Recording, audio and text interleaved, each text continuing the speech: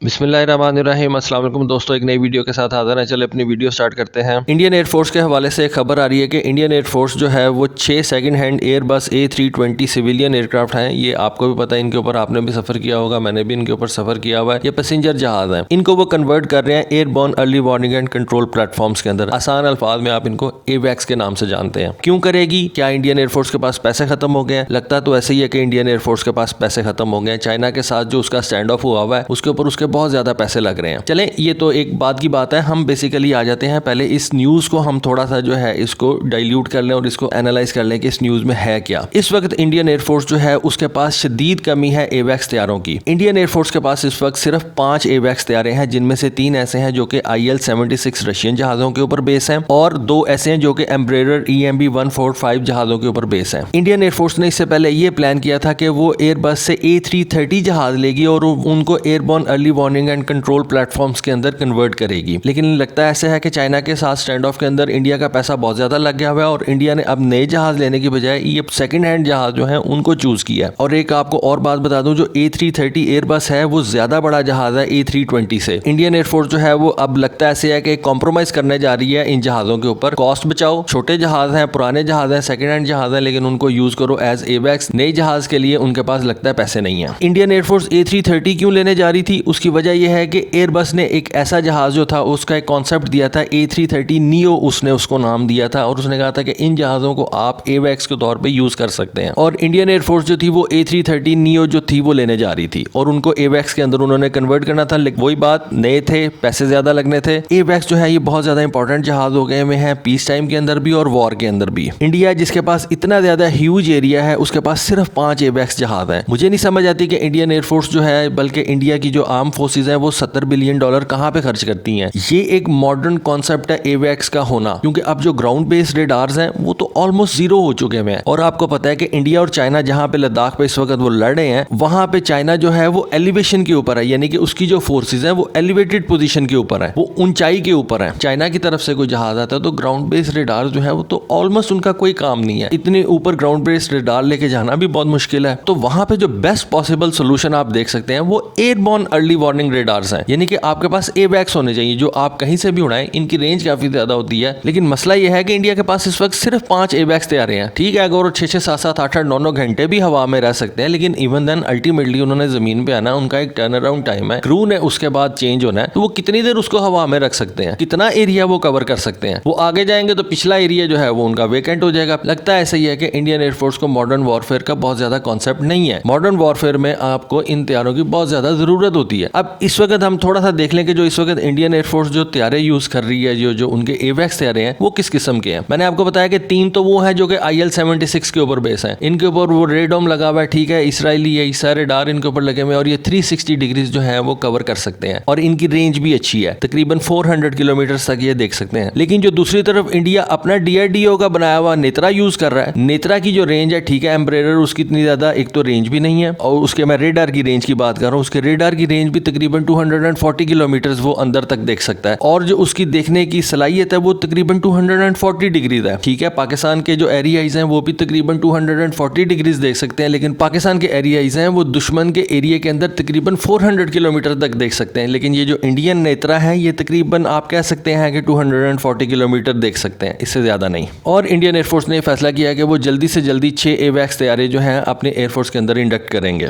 और लगता है ऐसा ही है कि वो उनके ऊपर अपने DRDO के इशारे डार्स ही लगाएंगे जो कि 240 डिग्रीज जो है वो स्कैन कर सकते हैं और उनकी रेंज मेरा नहीं ख्याल के बहुत अच्छी है, तकरीबन 200-250 किलोमीटर जो है वो दुश्मन के एरिया के अंदर देख सकते हैं। इसके मुकाबले में इस वक्त अगर आप पाकिस्तान एयरफोर्स को देखें तो पाकिस्तान एयरफोर्स के पास आज भी 8 से 9 एवैक्स तैयारे मौजूद हैं, जिनमें ZDK-03 और एरियाज शामिल हैं। पाकिस्तान और ज्यादा एवैक्स जो है अपनी एयरफोर्स के अंदर ऐड कर रहा है। मेरे ख्याल के मुताबिक पाकिस्तान एयरफोर्स 12 से ज्यादा एवैक्स तैयारे अपनी एयरफोर्स के अंदर शामिल करेगा। और एक बात याद रखिए, पाकिस्तान का जो जियोग्राफिकल एरिया है वो इंडिया से काफी कम है और पाकिस्तान के पास आज भी ज्यादा एवैक्स तैयारे हैं। इससे आपको पता लग जाता है प्रायोरिटीज क्या, कि वो $70 बिलियन कहां पे यूज करते हैं और हम अपने सिर्फ 8 या 9 बिलियन कहां पे यूज करते हैं। और अगर देखा जाए कि चाइना के पास इस वक्त कितने एवैक्स हैं, तो चाइना के पास इस वक्त 30+ एवैक्स हैं, जिनमें कुछ चाइना के पास KJ-2000 है जो कि IL-76 जिस तरह के इंडिया के पास एवैक्स हैं बिल्कुल वैसे ही हैं, कुछ उनके पास KJ-200 है और कुछ उनके पास जो उन्होंने अब नए इंडक्ट किए हैं वो KJ-500 एवैक्स हैं। अब ऐसा लगता है कि इंडियन ऑफिशियल जो हैं उन्होंने इस बात को मान लिया है कि एवैक्स की कितनी ज़्यादा अहमियत है, लेकिन उनके आगे अब कॉस्ट आती जा रही है और कॉस्ट को देखते हुए वो एक सेकंड हैंड सोल्यूशन की तरफ जा रहे हैं। तो दोस्तों आप इस बारे में क्या समझते हैं, प्लीज़ अपनी राय से ज़रूर आगाह कीजिएगा। आज के लिए बस इतना ही। Thank you. अल्लाह हाफिज़।